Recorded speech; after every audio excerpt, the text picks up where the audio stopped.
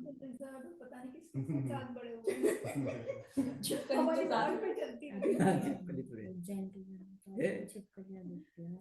वो तो दिखेगी इस बार काम किया। ठीक है, कोई नहीं, होती है वो भी रहेंगी और क्या, क्या फर्क पड़ता।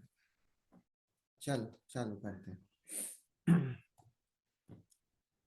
नमो अरिहन्ताणं नमो सेताणं नमो आयर्याणं नमो वज्रायाणं नमो लोये सवसाहुणं मङ्गलं भगवान् वीरो मङ्गलं गौतमो गणि मङ्गलं कुन्दकुन्दार्यो जैनधर्मोऽस्तु मङ्गलं सर्वमङ्गलमाङ्गल्यं सर्वकल्याणकारकं प्रधानं सर्वधर्माणां जैनं जयतु शासनं जैनं जयतु शासनम् उत्तम सीमा मार्दव आर्जव भाव है सत्य शौच संयम तप त्याग उपाव है आकिंचन ब्रह्मचर्य धर्म दश सार है चहुं गति दुख ते काढ़ी मुकति करतार है। 10 लक्षण धर्म का आज छठा दिन। कौन सा है आज, कौन सा धर्म है? उत्तम संयम। संयम का दिन है। संयम का अर्थ क्या है?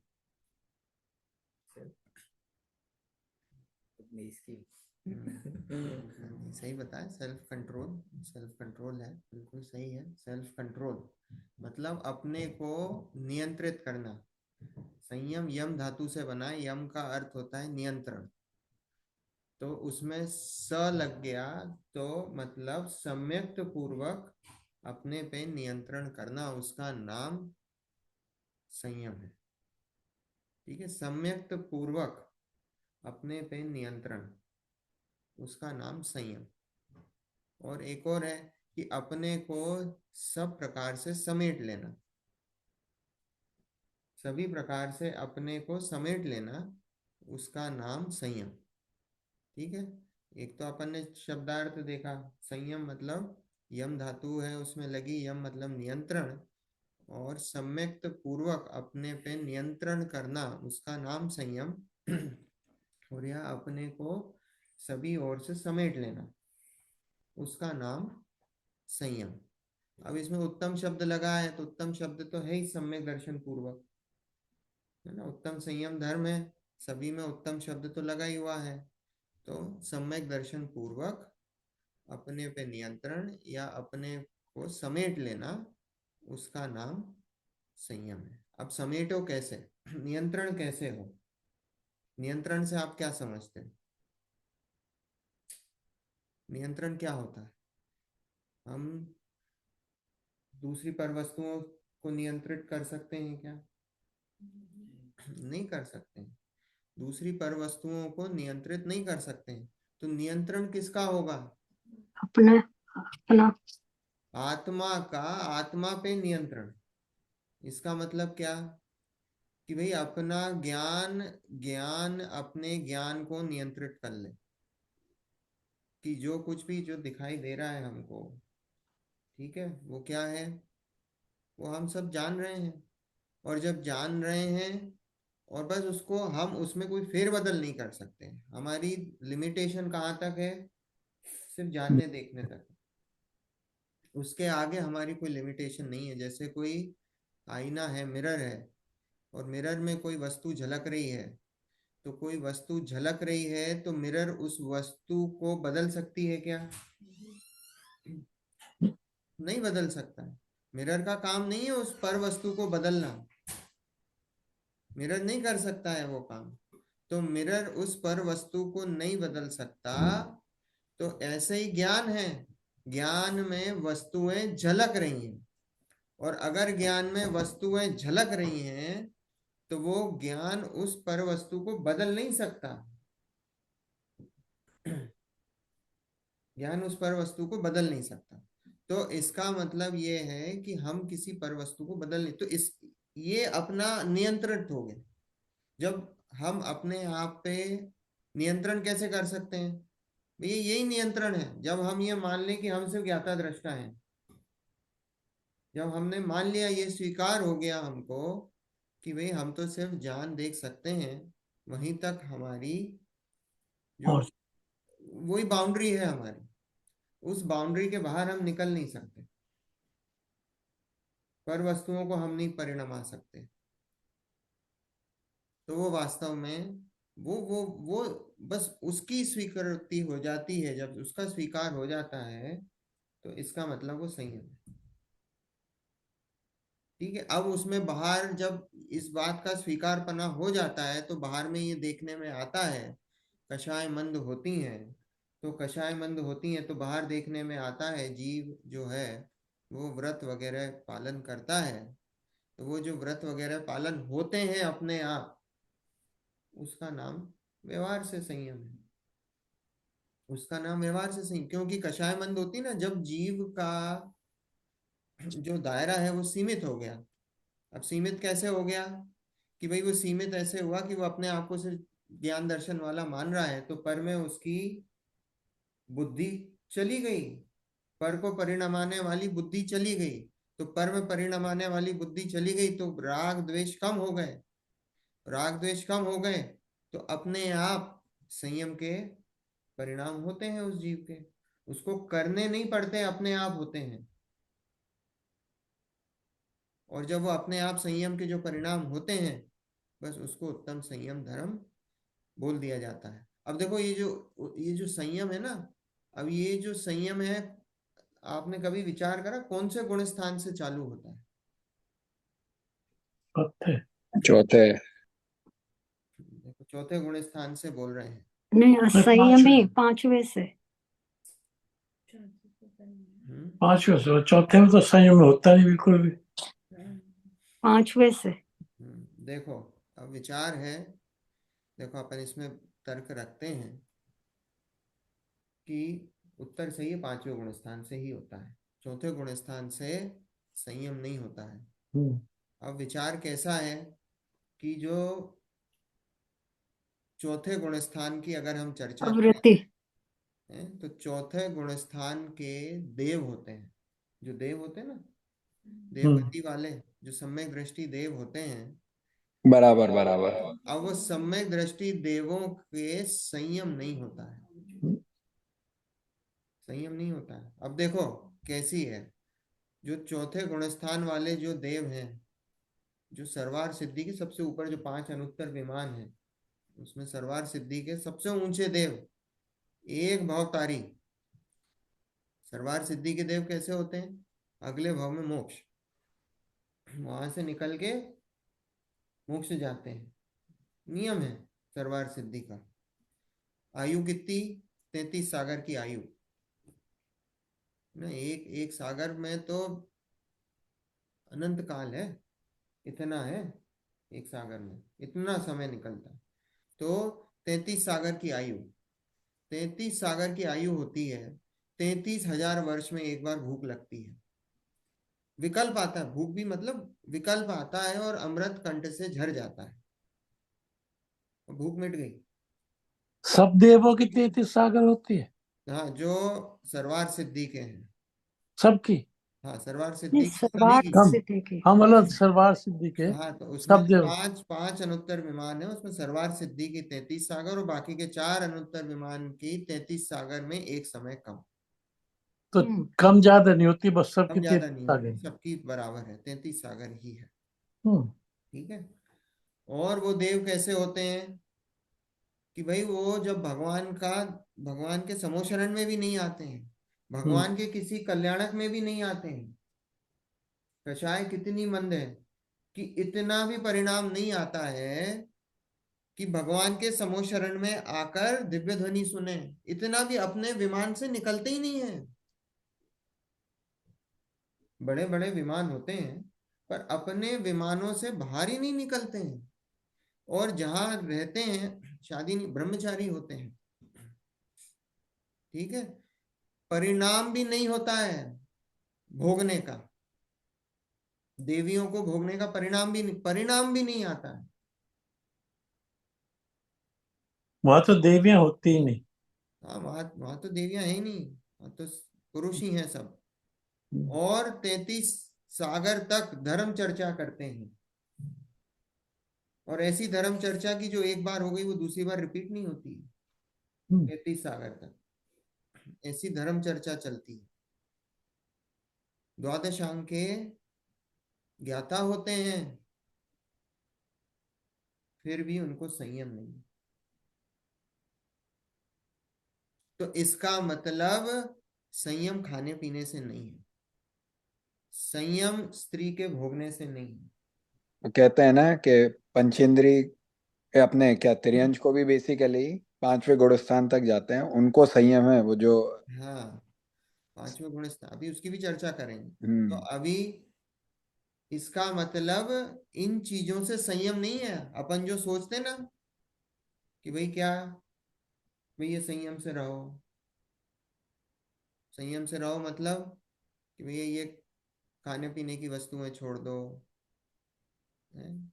अपने बाहर के जो परिग्रह है उनको उनको छोड़ दो, उनको कम करो। उससे कोई लेना देना नहीं है संयम का। संयम तो अंदर की कषायों से है। जहां दो चौकड़ी कषाय का अभाव है, वहीं से संयम के वहीं से संयम की शुरुआत है।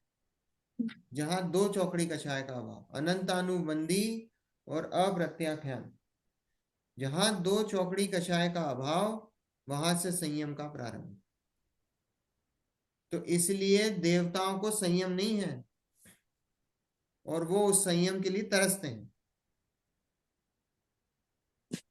क्योंकि वो कितना भी कुछ कर ले देवता, उनकी दो चौकड़ी कषाय का अभाव नहीं होता। उनको मनुष्य ही बनना पड़ेगा। आप पंचकल्याणकों में गए होंगे ना, तो पंचकल्याणकों में ये हर पंचकल्याणक में जब दीक्षा कल्याणक होता है, तो दीक्षा कल्याणक के दिन क्या होता है ना, तब कल्याणक के दिन क्या होता है, तो उस दिन ये दिखा दिए दृश्य बनाते हैं। अभी आदिनाथ भगवान के टाइम हुआ था ऐसा। क्या हुआ था कि साहब वो जब उन्होंने दीक्षा ली आदिनाथ भगवान ने, तो उस समय देव लोग आए और मनुष्य आए। अब उनमें क्या हो गया कि उनमें जो है विवाद हो गया। अब विवाद ये हो गया कि भाई उनकी पालकी कौन उठाएगा। सबने देखा होगा, तो जो पंचकल्याणक गए होंगे, हर पंचकल्याणक में होता है। भजन भी है, देवता और मानवों में चर्चा ये चल रही, पालकी कौन उठाएगा पहले, वो सब उनके वो भजन है, सारी चीजें हैं। तो उसमें अभी विवाद हो गया, तो देव बताते हैं भैया तुमने क्या करा। पंचकल्याणक तो हम करते हैं, रत्नों की वर्षा हम करते हैं, जो तीर्थंकर होते हैं उनके कपड़े हम लाते हैं पूरे जीवन भर रत्नमयी जो भी है सारी चीजें हम करते हैं उनकी। बोले तुमने क्या करा उनके लिए। बोले तुम्हारा तो शरीर भी बदबूदार है, मल से भरा हुआ है। बोले तुम कैसे हमसे बोलते हो कि हम तुमसे श्रेष्ठ हैं। फिर सौधर्मेंद्र आता है बीच में, वो दोनों की बातें सुनता है ना? वो जज बन के आते हैं और दोनों की बातें सुनते हैं। भैया वो अपने रखते हैं कि भैया देखो हम तो मोक्ष जा सकते हैं, मनुष्य ही मोक्ष जा सकते हैं, देवताओं की तो नहीं है। बोले तुम भले ही तुम्हारा पुण्य का कितना ही उदय हो, उससे क्या होता है। इस नरदेह की कीमत है। तो फिर सौधर्मेंद्र आता है, सौधर्मेंद्र फैसला सुनाता है कि भैया कि मनुष्य ही उठाएंगे पहले पालकी। क्यों? क्योंकि मनुष्य ही संयम को धारण कर सकते हैं। हम उस संयम के लिए अपनी सब कुछ सारी जायदाद देने तैयार हैं कि हमको ये संयम मिल जाए, और हमको इस संयम की प्राप्ति नहीं होती। तो इसलिए उस संयम की इतनी कीमत है, उसकी छोटी मोटी कीमत नहीं समझना। लेकिन वो संयम कौन सा है? निश्चय संयम। तो दो कषाय पूर्वक जो आत्मा में वीतरागता है वो निश्चय संयम है। और बाहर से तो फिर अनंत प्रकार का संयम है। अभी यहाँ पे चर्चा होगी, अपन इसमें पूजा का अर्थ लेंगे, उसमें 2 प्रकार का संयम बताया है, प्राणी संयम, इंद्रिय संयम, ऐसा ऐसे तो अनेक प्रकार के संयम है।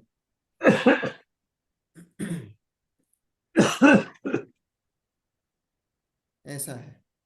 प्राणी संयम, इंद्रिय संयम। हाँ, तो अब 5वें गुण स्थान से चालू होता है, तो देशव्रति श्रावक को संयम होता है, और फिर मुनिराज को होता है।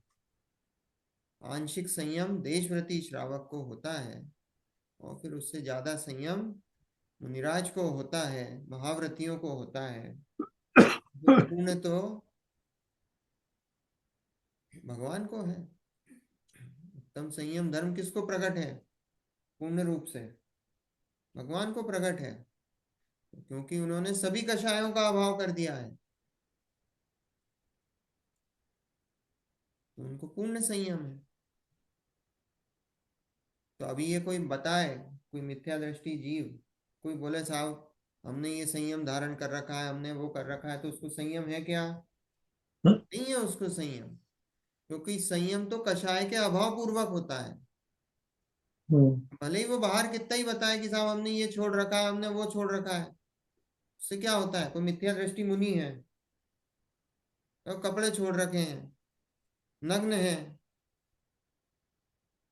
उन्हें संयम है क्या? नहीं है संयम,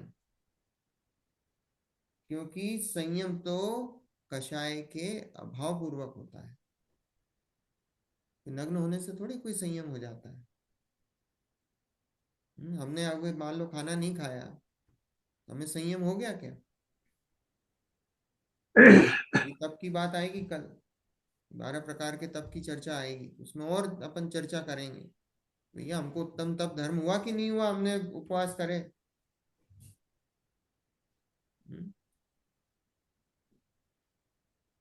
कल उसकी चर्चा होगी, पर अभी तो संयम की है। तो संयम की नहीं है भाई कि आपने छोटी मोटी कोई चीज कर ली और उसका हो गया। वो बात सही है कि जितने भी जिनको निश्चय संयम होता है उनको व्यवहार से भी देखने में आता है, क्योंकि उनकी कषाय मंद होती है। तो जब कषाय मंद की स्थिति बनती है, तो बाहर से ऐसी परिस्थितियां बनती हैं कि वो सारे संयम लेने में, उसको देखने में आते हैं। तो जो मिथ्या दृष्टि जीव है वो क्या करता है? उसको अंदर का तो पता नहीं है, वो बाहर से देखता है कि उन्होंने ये संयम ले रखे हैं तो मैं भी संयम लूं। वो क्या सोचता है? वो मोक्ष मार्ग है। बहुत बड़ी गलती है। वो क्या सोचता है कि अभी जैसे हम मिथ्या दृष्टि ना, हमें क्या लगता है कि भाई कपड़े उतारने से मोक्ष है, मुनि बनने से मोक्ष है, कपड़े उतारने से मोक्ष है, ऐसी भ्रांति है। तो हम क्या करते हैं? भाई मुनि बन जाओ, मुनि बन जाओ, कपड़े उतार दो, 28 मूल गुणों का पालन करो, और बोले मोक्ष हो जाएगा। भाई साहब उससे नहीं होगा। अंदर की विशुद्धि चाहिए। जब तक 3 चौकड़ी कषाय का अभाव नहीं हो, तब तक मुनि जितनी विशुद्धि नहीं आ सकती है। और ये बात भी पक्की है कि बिना कपड़े उतारे भी मोक्ष नहीं है। ये भी 3 काल में संभव नहीं है कि आप बैठे, कब यहाँ बैठे हुए हो और बोले हमें तो बैठे बैठे मोक्ष हो गया। ये भी नहीं होगा। क्यों नहीं होगा? क्योंकि ऐसा होता ही नहीं है कि जब अंदर से कषाय टूटती है तो बाहर से कपड़े नहीं उतरे। ऐसा संभव ही नहीं है। तीर्थंकरों को भी कपड़े उतारने पड़े, उतारने क्या पड़े, उतर गए। क्योंकि जब कषाय ढीली पड़ी तो कपड़े अपने आप उतर गए। संयम में भी कैसा है, जब अंदर से अपनी कषाय ढीली पड़ती है तो क्या होता है? अपने आप ही ऐसे परिणाम होते हैं। आज अगर अपने कषाय ढीली पड़ती ना, तो क्या होता है अपना, अरे साहब हमें तो इन चीजों में अब इंटरेस्ट ही नहीं है। अपने आप इंटरेस्ट कम हो जाता है। अब इंटरेस्ट अपने आप कम हुआ, हमको करना नहीं पड़ा। और कोई चीज फोर्सफुली करना पड़ती है कि भाई फोर्सफुली करो, तो वो जो फोर्सफुली करते हो उसमें इंटरेस्ट तो बना हुआ है कांस्टेंट। तो जब इंटरेस्ट कांस्टेंट बना हुआ है, फोर्सफुली कर रहे हो, तो उसकी कोई वैल्यू नहीं है, क्योंकि फोर्सफुली करना जा रहा है। अभिप्राय में कोई चेंज नहीं है। पानी लो। जैन धर्म में तो अभिप्राय की कीमत है। अगर अभिप्राय खोटा है तो इसका मतलब पूरी वो क्रिया फेल है। वैसे भी क्रिया में दम नहीं है, लेकिन अभिप्राय में खोट है तो पाप लग रहा है, मिथ्यात्व का पाप लग रहा है। हाँ अनुपम। तो अगर ऐसा पाप लग रहा है, अपने अभिप्राय में खोट है, लेकिन आप वो अगर करते रहो तो उसकी प्रैक्टिस हो जाए। देखो प्रैक्टिस ऐसी नहीं है, ये प्रैक्टिस की क्रिया नहीं है। देखो ये बात उपदेशात्मक भाषा में जरूर बोलेंगे आपसे। जब उपदेशात्मक भाषा होगी ना, तो उपदेश में तो ऐसा ही बोला जाएगा कि साहब ऐसी चीज ये नहीं करोगे तो और क्या करोगे। अभी उपदेश देंगे आपको कि साहब आप जो है संयम से रहो। ये नहीं बोलेंगे कि असंयमी हो जाओ और आप तो बिल्कुल खुले स्वच्छंदी हो जाओ, सब जगह की छूट दे दी। क्यों? अगर वो दे दी तो भैया फिर तो नरक निगोद है। लेकिन इसका मतलब ये नहीं छल मत ग्रहण करो। ये बोल रहे हैं कि भैया ये करो, लेकिन इसको धर्म समझ के मत करो। कहीं पे भी ये नहीं कहा कि साहब देखो, बहुत लोगों का ये होता है कि आप तो साहब स्वाध्याय करते हो, तो स्वाध्याय करने वाले तो ये बोलते हैं साहब पूजा पाठ में कुछ नहीं है, ये सब क्रिया कांड है, ये है और वो है। भाई साहब ये नहीं है। स्वाध्याय करने वाले सबसे आगे हैं पूजा पाठ में। स्वाध्याय करने वाले सबसे आगे हैं जो भी जितनी भी जो और दूसरी जो क्रियाएं हैं उनमें सबसे आगे हैं, सबसे आगे हैं। लेकिन उसको धर्म समझ के नहीं करते हैं। सारी बात समझ, धर्म समझ के नहीं करते। अगर आप धर्म समझ के करते हो तो इसका मतलब उसमें फॉल्ट है। सारी बात समझ में, किसी भी चीज की मनाही नहीं है, लेकिन धर्म समझ के नहीं कर सकते आप उसको। क्योंकि आपने धर्म समझ के करा तो वहीं उलझ के रह जाओगे, आपने धर्म का गलत स्वरूप समझ लिया। तो इसलिए इस बारे में सबसे ज्यादा ये भ्रम है समाज में। क्या है कि साहब आप तो ये हर चीज को उड़ा देते हो, आप तो सब चीजों को बोल देते हो कि साहब ये आत्मा तो कुछ करता नहीं, आत्मा ये नहीं करता, वो नहीं करता, ये क्रिया कांड है, ये है और ये है। भाई साहब ऐसा नहीं है। ये नहीं करोगे तो क्या करोगे? ये नहीं करोगे तो क्या करोगे? पर लेकिन इसको धर्म समझ के नहीं कर सकते कि साहब हमने आलू प्याज छोड़ दिए, तो आलू प्याज छोड़ दिए तो ये तो भाई ये तो सदाचार की क्रिया है, इसमें धर्म कहाँ हुआ? तुमने कभी आलू प्याज खाई नहीं, तुम्हारे तो शक्ति नहीं आलू प्याज खाने की, लेकिन फिर भी उपदेश में बोले भाई आलू प्याज नहीं खाना। खाई खा जैनी हो तो ये खा ही नहीं सकते हो तुम, अलाउड ही नहीं है। लेकिन अंदर तो ये होना चाहिए ना श्रद्धान में कि भाई साहब मैं आलू प्याज खा ही नहीं सकता। ये है ही नहीं हमारा, क्योंकि ये सिद्धांत को हमारा तोड़ती है। हम किसी जीव को मार ही नहीं सकते, ये सिद्धांत है। पर लेकिन शिक्षा में क्या देंगे? भाई साहब अहिंसा रहो, अहिंसा से रहो, जीवों की रक्षा करो, और बिल्कुल करो। लेकिन अंदर सिद्धांत में तो ऐसा बैठना चाहिए ना, उसको धर्म नहीं मान सकते। तो इतनी बात, इतनी सी बात पे जो है वो बखेड़ा है, पूरा पूरा बखेड़ा ही उसी का है। तो इसलिए जो है हम जो भी कह रहे हैं यहाँ पे, भाई साहब उसको ये मान के चलो कि जो भी अगर संयम की बात चल रही है और व्यवहार संयम की बात चल रही है, तो व्यवहार संयम धर्म नहीं है। ये बात सही है कि निश्चय संयम के साथ व्यवहार संयम होता है। धर्म तो निश्चय संयम ही है, धर्म तो निश्चय संयम ही है। व्यवहार संयम उसके साथ होता है, वो शुभ क्रिया है, उससे पुण्य का बंधन होता है। और पुण्य का बंधन कभी धर्म नहीं हो सकता, क्योंकि वो मोक्ष मार्ग नहीं है। जब तक निश्चय नहीं होता व्यवहार करते हाँ, जब तक निश्चय नहीं होगा व्यवहार कहलाएगा ही नहीं, वो कहलाएगा ही नहीं। पर वो फिर भी कह रहे हैं करो। हाँ, उसके वो व्यवहार नहीं कहलाएगा, हाँ। वो सदाचार की क्रिया कहलाएगी।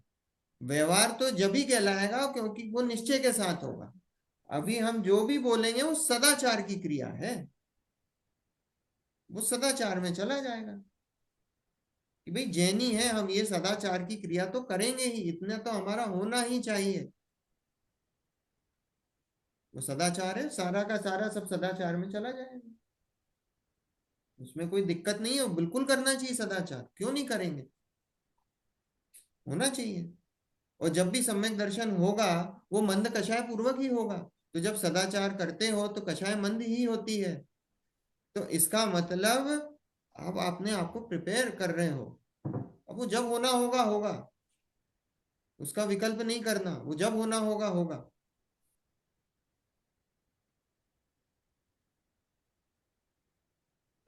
आ रही बात समझ में? देखो अपन ये इसका वो लेना है ना, अपने पूजा का अर्थ लेना है, एक सेकेंड इसमें से शेयर करता हूँ। ये लो, इसी में रहता है। इधर किताब है। ये देखो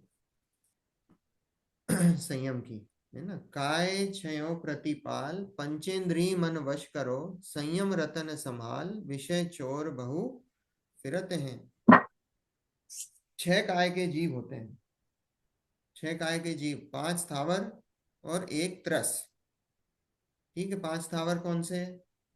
हाँ, कायक, जल कायक, अग्नि कायक, वायु कायक और वनस्पति कायक और पृथ्वी कायक से 5 हैं, 5 स्थावर, 1 इंद्रिय। ठीक है, और त्रस 2, 3, 4 और 5। हाँ 2, 3, 4 और 5, तो इसमें सारी जीव राशि आ गई, जो संसार की जीव राशि है वो सारी आ गई। त्रस में 2, 3, 4, 5 इंद्रिय आ गए, स्थावर में आ गए सारे, जल कायक, वायु कायक, अग्नि कायक, वनस्पति कायक और पृथ्वी कायक। 5 जितने भी सेंसेस, 2, 3, 4, 5 सेंसेस, 1 सेंस के ऑर्गेनिज्म को स्थावर बोलते हैं, 2, 3, 4, 5 सेंसेस के ऑर्गेनिजम्स को त्रस बोलते हैं। तो यहाँ लिखा है 6 काय, मतलब सारे 1 सेंस टू 5 सेंस, काय 6 प्रतिपाल और पंचेंद्रिय मन वश करो। अब 2 प्रकार के संयम बताए हैं, एक तो 6 कायों, जो 6 काय के जीव हैं वो, और 1 5 इंद्रिय और मन। ठीक है, तो इंद्रिय संयम में पंचेंद्रिय और मन, और 6 काय के जीव में तो 6 काय के जीव आ गए, तो ऐसे 12 प्रकार का संयम हुआ। अगर उसको देखेंगे 6 काय और 5 इंद्रिय और मन, और नहीं तो इंद्रिय संयम और प्राणी संयम, प्राणी संयम में ये 6 काय के जीव आ गए। आई बात समझ में? 2 मेन प्रकार के हो गए संयम। इधर जो चर्चा चल रही है वो 2 मेन प्रकार के हैं, इधर अपन पूजा से ले रहे हैं, वैसे तो अनेक प्रकार के हैं संयम, पर यहाँ 2 प्रकार के संयम की जो चर्चा चल रही है उसमें इंद्रिय संयम और प्राणी संयम। प्राणी संयम में 6 काय के जीव, और इंद्रिय संयम में 5 इंद्रिय और मन। तो अगर उनको देखें तो 2, फिर उनके 6 भाग हो गए, तो ऐसे 12 प्रकार के हमारे संयम हो गए। तो काय छयो प्रतिपाल पंचेंद्रिय मन वश करो, तो इनकी रक्षा करो, किनकी? 6 काय के जीवों की, और पंचेंद्रिय और मन को वश में करो, उनको कंट्रोल करो, नियंत्रित करो। अब देखो उपदेशात्मक भाषा है, उपदेश में तो ऐसा ही बोला जाएगा कि भैया जीवों की रक्षा करो, जो अपने जो 5 इंद्रिय के जो विषय वासना है, जो मन जो है ना, अपना मन कैसा है? चंचल है बहुत, जरा से में इधर उधर उसका जो है कॉन्स्टेंटली उसका कोई ना कोई विषय बनता रहता है, और विषय में वो उस विषय को ग्रहण करने की इच्छा करता है। तो यहाँ उसको वश में करो, और संयम रतन संभाल विषय चोर बहु फिरत है। ये संयम है, ये रत्न के समान है, और ये इस रतन को संभाल के रखो, क्योंकि विषय चोर बहु फिरत हैं। ये संसार में विषय बहुत सारे हैं, और वो संयम रूपी रत्न को चोरी कर लेते हैं। अपना कैसा है, अभी जरासे में कैसा होता है, एकदम से कोई विषय दिखा और उस पे हो गए लट्टू, हो जाते कि नहीं? कोई भी विषय दिखता है फटाफट उसको ग्रहण करने की इच्छा होती है। तो विषय चोर बहु फिरत हैं, ये ऐसे ही है। यहां तक कि देखो मुनिराज भी, मुनिराज क्यों जंगल भागते हैं? डिस्ट्रैक्शन। भैया संसार में। भैया डिस्ट्रैक्शन नहीं क्योंकि कोई भरोसा नहीं है इन श्रावकों के बीच रहें और कब जो है डिस्ट्रैक्ट हो जाए। जो श्रावकों के बीच रहते ही नहीं, मुनिराज जंगल भागते हैं। जानवरों से डरने लगता है। जानवरों भैया उन्हें जानवरों से, अगर जानवर उनको आके खा लें वो मंजूर है, लेकिन ये श्रावकों की कंपनी उन्हें मंजूर नहीं। झूठ नहीं हो, ये अपन ने अभी पढ़ा कि नहीं, मोक्ष मार्ग प्रकाशक में आया कि नहीं पूरा, ये नियम सार में है, मोक्ष मार्ग प्रकाशक में सब प्रवचन सार। आप कोई सा भी ग्रंथ ले लो, कुंद कुंद आचार्य, प्रथमानुयोग में भी भरी है हाँ 126। प्रथमानुयोग भी भर। कुंद कुंद आचार्य को तो इतना बड़ा दुख था कि ये पंचम काल के मुनि, उनके समय में भी ऐसा होने लगा था कि मुनि नगर के आसपास रहने लगे थे, नगर के आसपास रहने लगे। अब तो स्थिति है कि नगर में ही रहते हैं, अब तो भवनों में ही रहते हैं। ये तो उस समय की बात है कि नगर के पास रहने लगे थे, रहते जंगल में ही थे पर नगर के पास थे। और कुंद कुंद आचार्य को इस बात का बड़ा खेद था। पर यहाँ तो क्या है कि भैया मुनिराज भागते हैं जंगल में, क्योंकि उनको मान क्यों भैया संयम रूपी रत्न को संभालना है उनको। नहीं तो ये श्रावक क्या करेंगे भैया, इनके साथ बैठोगे तो वो क्या करेंगे, तो गप्पे मारेंगे और क्या करेंगे। या तो अपना दुखड़ा रोएंगे, रोते हैं कि नहीं, शंका समाधान में क्या होता है, दुखड़ा ही तो रोते हैं, वहां होता क्या है वहां। तो यही स्थिति है, इसलिए भैया उनको मंजूर सिर्फ और सिर्फ आहार करने के लिए नगर में आते हैं, और जब आहार करने आते हैं नजर उठा के भी नहीं देखते हैं। अपन ने देखा था ना कैसी वृत्ति होती, गोचरी ब्राह्मणी उदराग्नि प्रशमन अक्षमृषण है, कैसी वृत्ति होती है, गाय के समान, भंवरे के समान।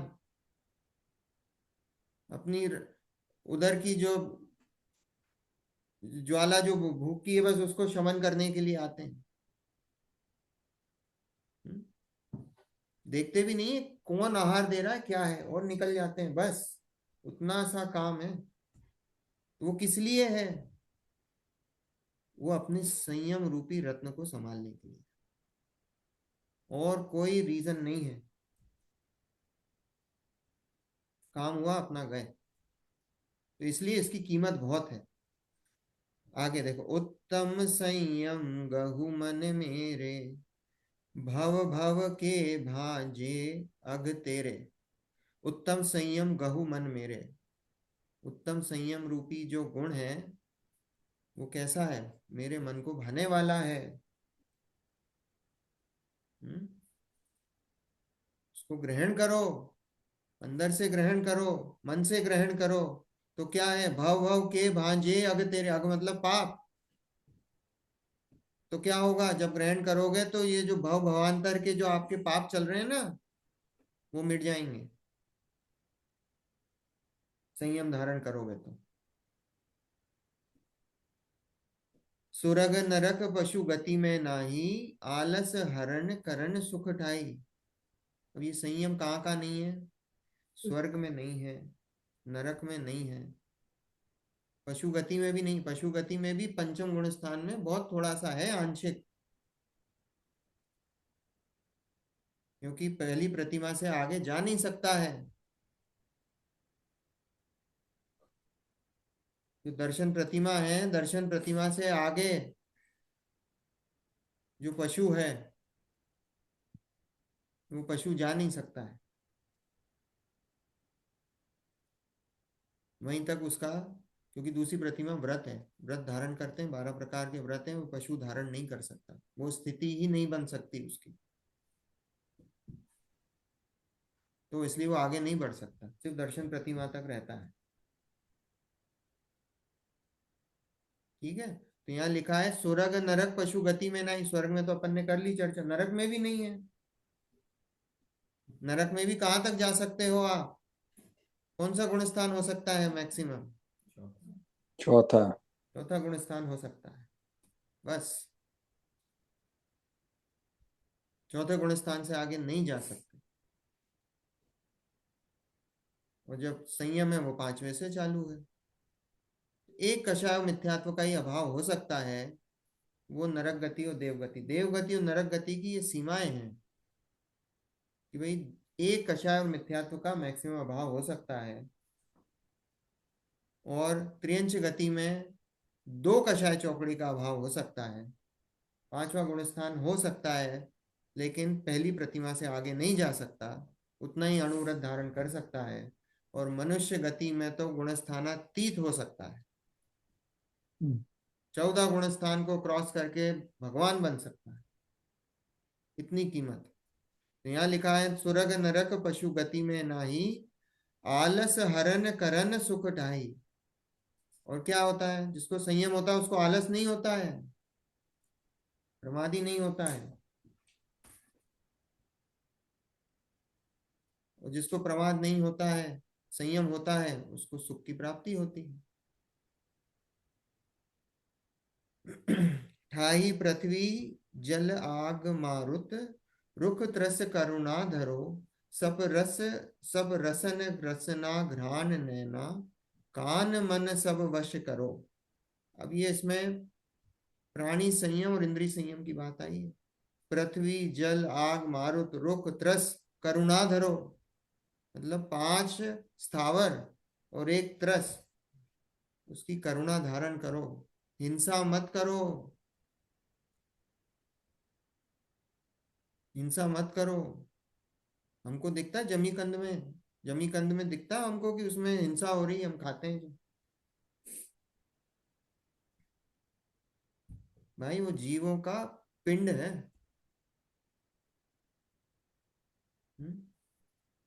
आलू लो प्याज लो, उसमें इतने जीव हैं कि 3 काल में जितने सिद्ध नहीं बनेंगे उससे ज्यादा उसमें जीव है।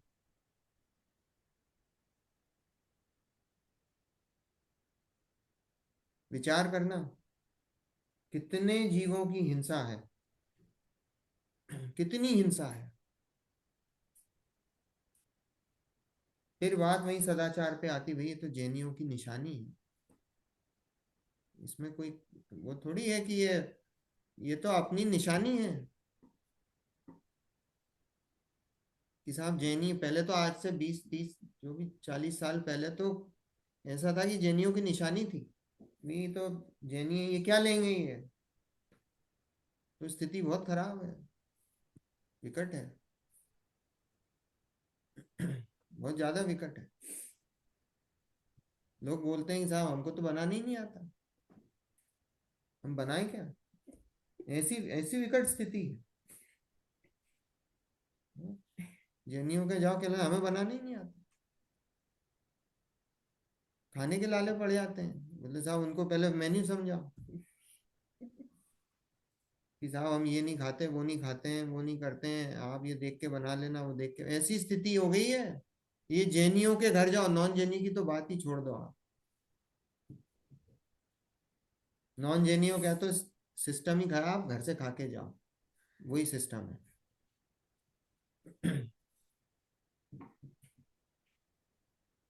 इतनी स्थिति खराब है। फिर सप रसन रसना घ्राण नैना, कान मन सब वश करो। अभी पंच इंद्रियों के विषय और मन को वश करने की बात है कि भाई कहीं भी ऐसे मत ढुल जाया करो कि कुछ दिखा नहीं कि लेना है हमको, अभी ये विषय दिखा उसको भोगना है। नया फोन आया नहीं कि साहब हम तो सबसे पहले लाइन में, एप्पल का फोन आया नहीं लाइन में लगे हुए हैं।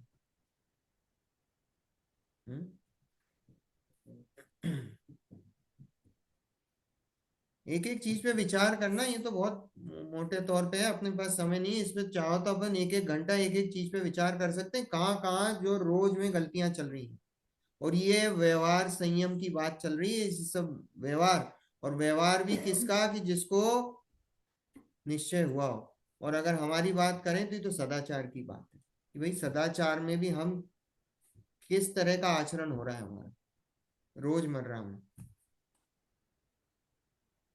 भाई साहब अभी कहानी सुनी थी ना कि वो मुनिराज को एक इतनी सी इच्छा हो गई, वो खरबूजे की, वो खरबूजे की इच्छा हो गई और मरण हो गया, तो खरबूजे में जाके जन्म लिया। अब आप सोचो दिन रात कितनी इच्छा करते हो, किन किन चीजों की इच्छा करते हो।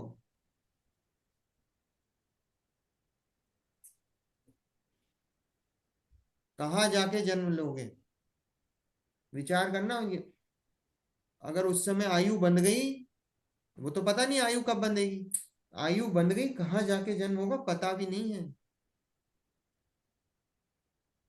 अभी तो हमको ऐसा लगता है कि अरे क्या बढ़िया तो चल रहा है, हैं? जैसा हम चाहते हैं वैसा हो जाता है, तो क्या लगता है बढ़िया चल रहा है, पुण्य का उदय है, तो हम जैसा चाहते हैं वैसी सारी परिस्थितियां बन जाती हैं। तो हमको क्या लगता है हमारे हिसाब से चल रही हैं सारी परिस्थिति, हम चला रहे हैं इनको। भाई साहब अभी एक दो इंद्री में चले गए ना, तो पूछने नहीं वाला। अभी एक इंद्री बन गई, ये घास बन गए, पेड़ बन गए, कुछ बन गया, आप कुछ बोल भी नहीं, कुछ कर भी नहीं सकते। वो घास होती है, वो आता है, वो काट के चला जाता है।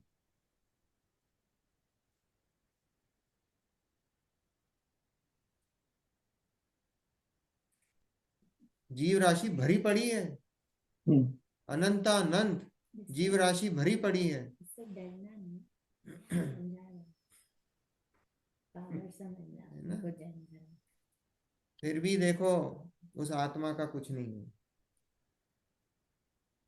है ना, उस आत्मा का कुछ नहीं हुआ। तो जब जागो जब सवेरा है भाई, ये वही 10 दिन इसलिए हैं कि वही ये जागने के लिए है, ये तो जागने के लिए है ना। कम से कम थोड़ी अंदर से वैराग्य तो आए।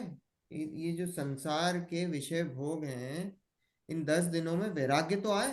नहीं तो भी 10 दिनों में भी लोग लगे हुए हैं, बाहर जा रहे हैं, शॉपिंग कर रहे हैं, जो सब चीजें चल रही, भैया थोड़ा तो नियंत्रित रखो, थोड़ा तो नियंत्रण, कम से कम थोड़ा तो रखो, थोड़ा तो संयम से रहो। हम्म? कम से कम थोड़े तो परिणामों को भिगाओ अपना, वैराग्यता से भिगाओ। इतना तो हो।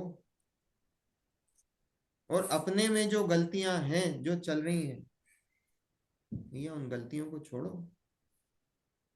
कम पूरी नहीं छूट रही तो थोड़ी तो कम से कम कोशिश तो करो कि भैया देखो इस साल हमने कम से एक चीज तो उपलब्धि करते हुए आगे बढ़ो, स्टेप बाय स्टेप। चलो हमसे एक साथ नहीं हो रहा, कम से एक स्टेप तो लें हम। अभी नहीं लेंगे तो कब लेंगे भाई?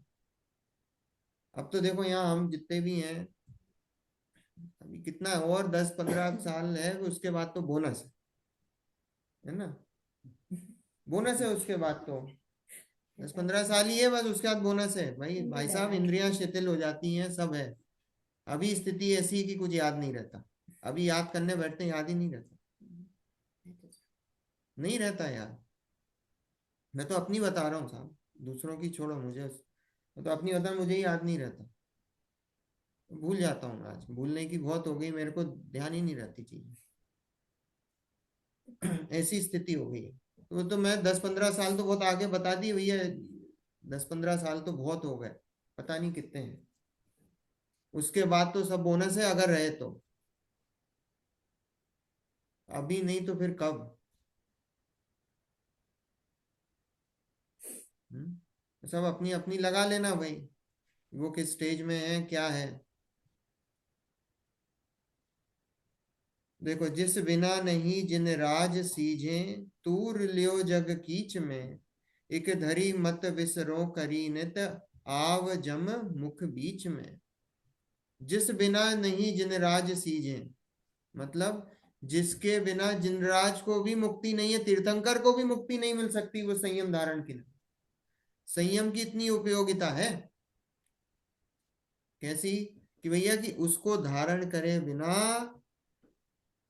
जिनराज भी, तीर्थंकर भी वो मुक्ति वधु को नहीं पा सकते। इतनी कीमत है।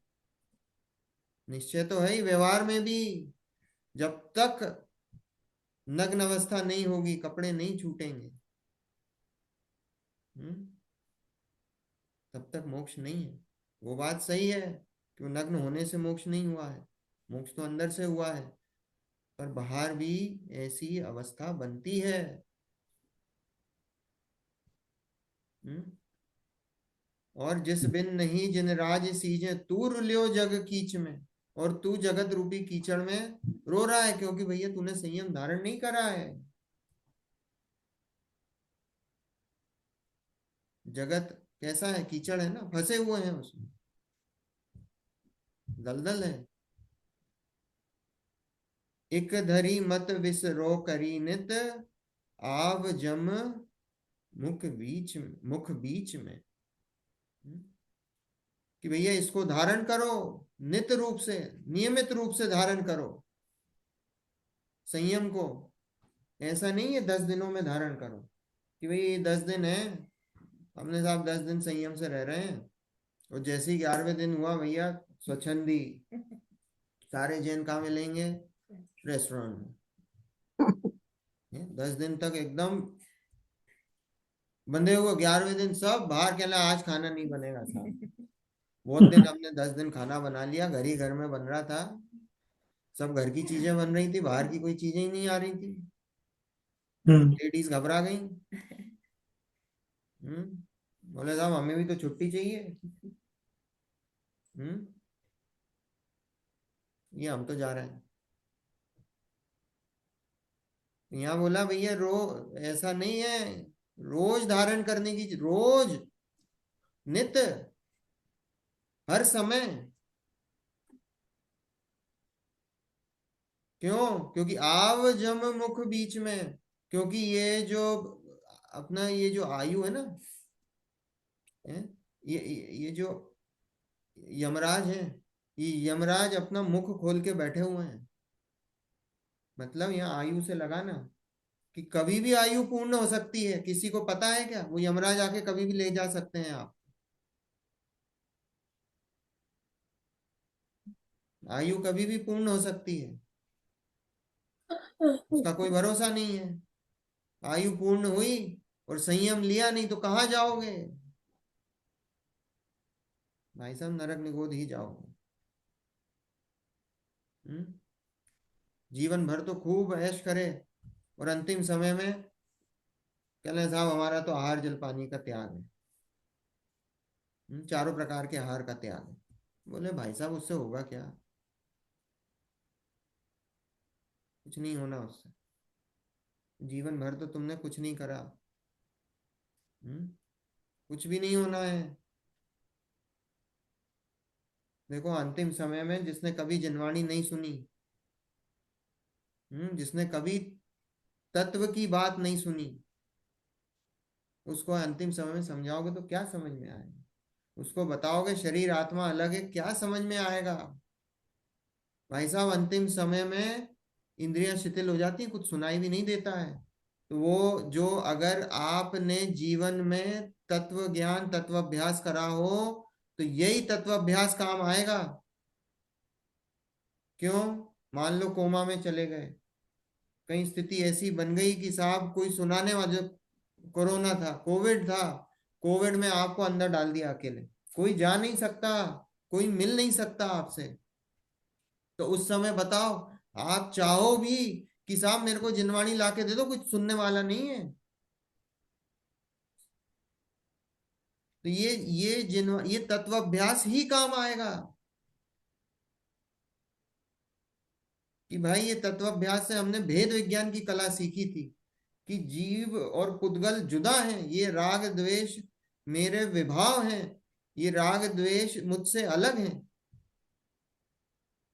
यही काम आएगा। नहीं तो ये मान के चलो कि वो मरण भी ऐसा होगा कि आप सोच नहीं सकते हो। बहुत आर्द्र ध्यान और रौद्र ध्यान में मरण होगा आपका, ऐसा लगेगा कि इसमें सारी चीजें छूट रही हैं।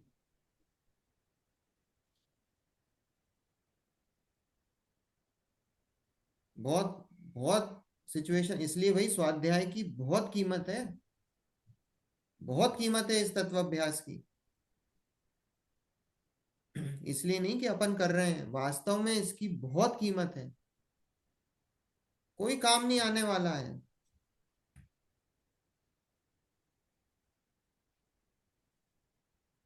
इसलिए भाई स्वाध्याय में लगो, जिनवाणी को पढ़ो, नेत्र भी खुल। देखो कल उत्तम सत्य का था ना, उत्तम सत्य में अपन ने क्या चर्चा करी कि भाई सत्य भी जब तक उस सत्य को वो नहीं जानोगे तो वो सत्य नहीं माना जाएगा। तो सत्य की खोज तो होनी चाहिए ना। अपन उसमें तो कितनी, अपन लौकिक में तो कितनी हर चीज की खोज करते हैं। बच्चों को आज कोई करियर कराना हो तो भाई 50 चीजें देखेंगे, भाई इसमें कराएं उसमें कराएं, ये करें वो खोज करेंगे, पूरी जमाने भर की थीसिस कर लेंगे उसके पीछे। और यहाँ खुद के कल्याण की बात आई, भाई साहब क्या है ये कर रहे हैं, हाँ दे दो। उन्होंने कहा ये चढ़ा रहे हैं, हाँ हम भी चढ़ा देंगे। उन्होंने कहा माथा टेक रहे हैं, हम भी माथा टेक देंगे। हैं? उसके पीछे कोई दिमाग ही नहीं लगाते हैं, क्यों कर रहे हैं?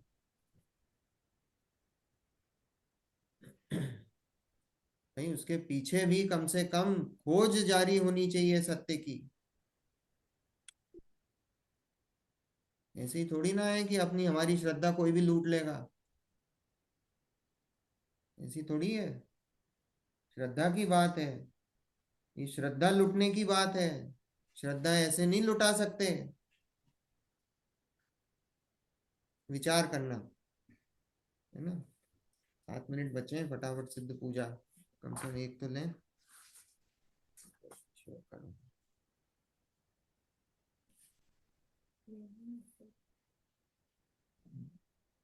ले लेता हूँ इसमें जिन लोगों को। चलो आज अपने को अर्घ,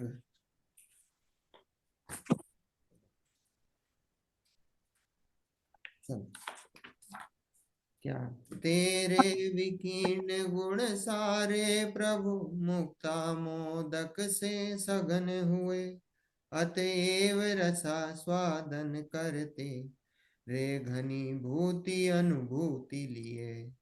हे नाथ मुझे भी अब प्रतिक्षण निज अंतर वैभव की मस्ती, है आज अर्घ की सार्थकता तेरी अस्ति मेरी बस्ती।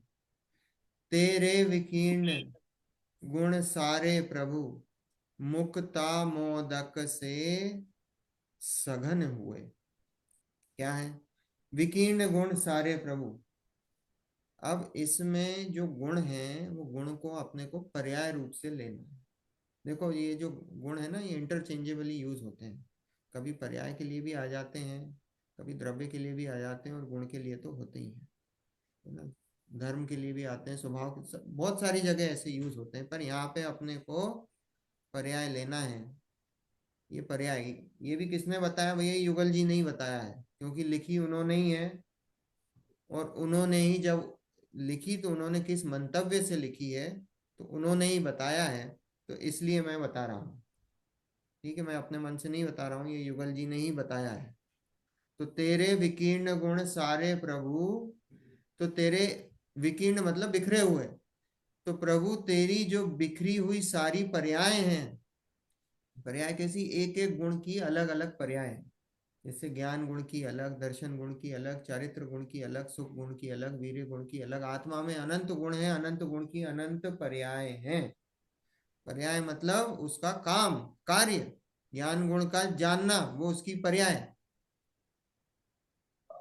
जो ज्ञान गुण का जो काम है, जो काम है उसका नाम पर्याय। ठीक है, तो पर्याय हर गुण की अलग अलग अपना अपना काम कर रहा है हर समय। तो हर समय जो काम कर रहा है तो हर समय की पर्याय है, और वो पर्याय बदल रही है हर समय। ठीक है, तो यहाँ क्या है? तेरे विकीर्ण, तेरे जो बिखरी हुई, विकीर्ण मतलब बिखरे हुए जो सारी पर्याय हैं प्रभु, वो कैसी हैं? वो मुक्ता मोदक से सघन हुई। मोदक समझते हो? मोदक मतलब लड्डू है ना। जैसे बूंदी का लड्डू होता है ना, तो बूंदी के लड्डू में वो छोटी छोटी बूंदियां होती ना, और वो बूंदी इकट्ठी हो जाती हैं। और वो सघन मतलब इकट्ठी हो जाती हैं, डेंसिटी बढ़ जाती है, इकट्ठी हो जाती। तो ऐसी उससे उससे कंपेयर करा कि आपके वो जो अलग अलग वो बूंदी है ना, अलग अलग, वो कैसी हैं? वो अलग अलग गुण है, उसकी अलग अलग ऐसी पर्याय हैं और वो इकट्ठी हो गई हैं वो इकट्ठी हो गई हैं। और वो उन पर्यायों का लक्ष्य क्या है? स्वद्रव्य, ध्रुव आत्मा। वो सारी पर्याय क्या है?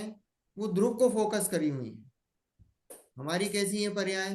हमारी पर्याय तो बिखरी हुई है, सब इधर उधर दूसरे पदार्थों की तरफ, उसका उसका पदार्थों की तरफ ही है वो।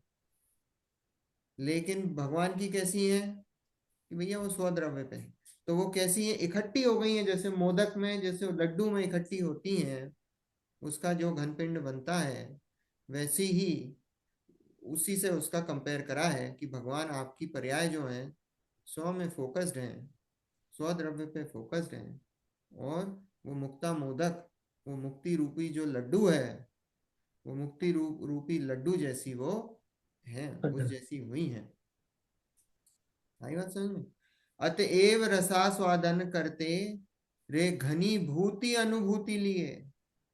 अब वो क्या कर रहे हैं? अब उस लड्डू का रसास्वादन करते हैं। भगवान क्या करते हैं? एक एक पर्याय का रसास्वादन करते हैं।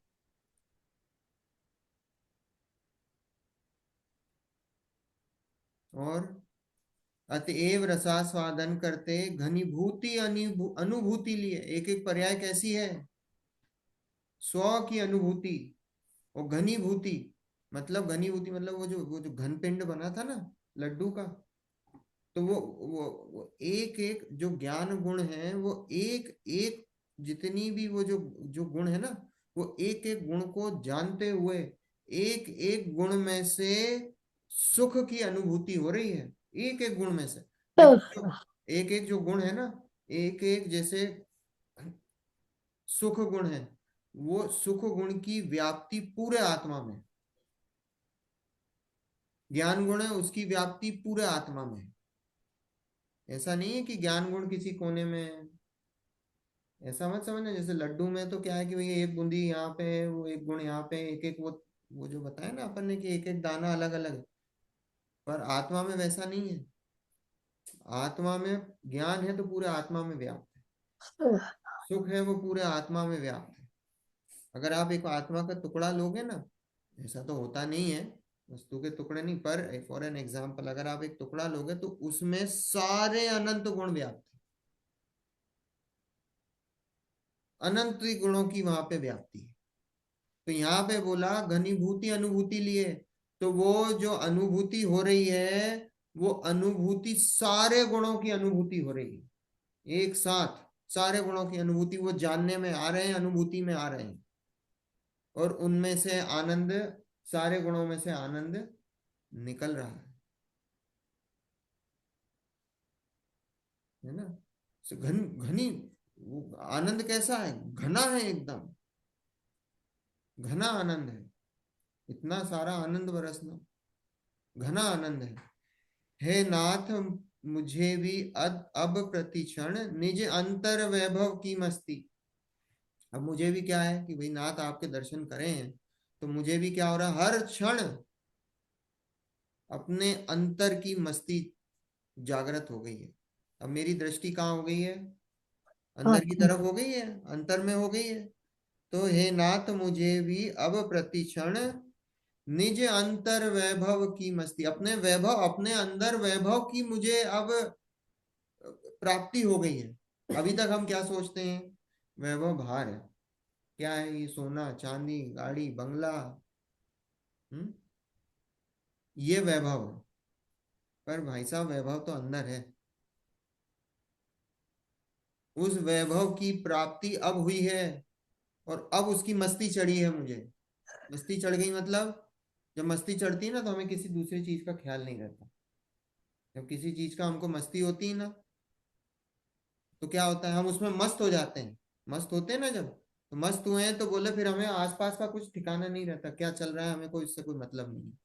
तो यहाँ भी क्या है कि जब हमें अपने अंदर वैभव दिखाई दिया तो हमें उसकी मस्ती चढ़ गई, हम मस्त हो गए उसमें। हे आज अर्घ की सार्थकता तेरी अस्ति मेरी बस्ती। अर्घ क्या होता है? अर्घ अपन चढ़ाते हैं ना। अर्घ क्या होता है? सभी जितने भी जो अष्ट द्रव्य हैं उसको मिलाकर अर्घ चढ़ाते हैं, है ना। जल चंदन अक्षत पुष्प नैवेद्य दीप धूप फल, तो उसका अर्घ बनाते हैं और वो चढ़ाते हैं। वास्तव में जल चंदन भी चढ़ना चाहिए, चढ़ाते नहीं है। यूजली अर्घ क्या बनाते हैं? जल चंदन तो अलग होता है और वो उसकी बना देते हैं, पर उससे कोई मतलब नहीं है, क्रियाकांड है। एनीवेज, उससे कोई फर्क नहीं पड़ता, क्या चढ़ा रहे हो क्या नहीं चढ़ा रहे हो, नहीं भी चढ़ा रहे हो तो कोई दिक्कत नहीं है। कोई, वो तो किस लिए अपन ने चर्चा करी थी ना, पूजा में अष्टद्रव्य क्यों चढ़ाते हैं? वो तो बच्चों के लिए है, कि भाई बच्चों को उसमें, बच्चों का ध्यान भटकता है तो उनके लिए वो अष्टद्रव्य बना दिए कि भाई तुम्हारा ध्यान नहीं भटके, तुम्हें अगले ये चढ़ाना ये चढ़ाना ये चढ़ाना। तो इसलिए अब जिसका ध्यान भटकना, अब तो हम बड़े हो गए, 30 30 40 40 साल से पूजा कर रहे हैं, अब क्या अष्टद्रव्य की जरूरत है? अब तो हमारा ध्यान पूजा में होना चाहिए, पूजा के भाव में होना चाहिए। अभी भी अष्टद्रव्य से थोड़ी कोई पूजा का तुम्हें ध्यान लगाना है उसमें। तो यहाँ बोला है आज अर्घ की सार्थकता, तेरी अस्थि मेरी बस्ती। मेरे आज अर्घ, मैंने जो पूजा करी उसकी सार्थकता किसमें है? कि भाई आपकी अस्थि, आपकी अस्थि। अब इसके बहुत अर्थ निकल सकते हैं, समय नहीं है अभी, तो सीधा अपन अर्थ ले लेते हैं। भैया भगवान की अस्थि कहाँ है? सिद्धालय में है।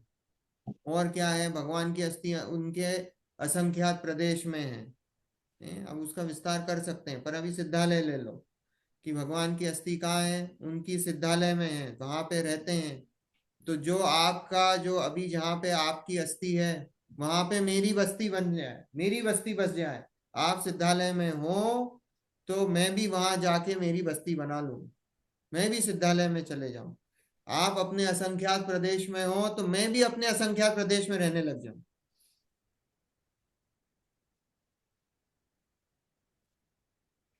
है ना। तेरी अस्थि मेरी बस्ती। समय हो गया है, 2 3 मिनट ऊपर हो गए हैं, है ना। कल से अपन जयमाला लेंगे, कोशिश करेंगे 4 दिन में जयमाला फिनिश करें, ठीक है। बहुत सुंदर। चलो, जिनवाणी स्तुति। निज निधि निज में बताई, यह अनंत उपकार है। उसके लिए जिन वाणी माँ को वंदना शत बार है, वंदना शत बार है, वंदना शत बार है। 9 बार नमस्कार।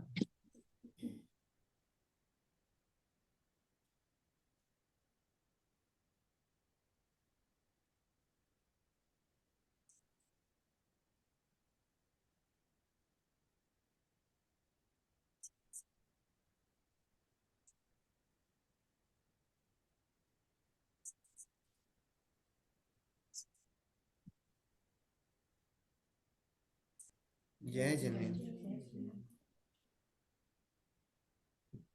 जय जिनेन्द्र। जय जिनेन्द्र। जय श्री राम। जय जनेन्द्र। जय जिनेन्द्र।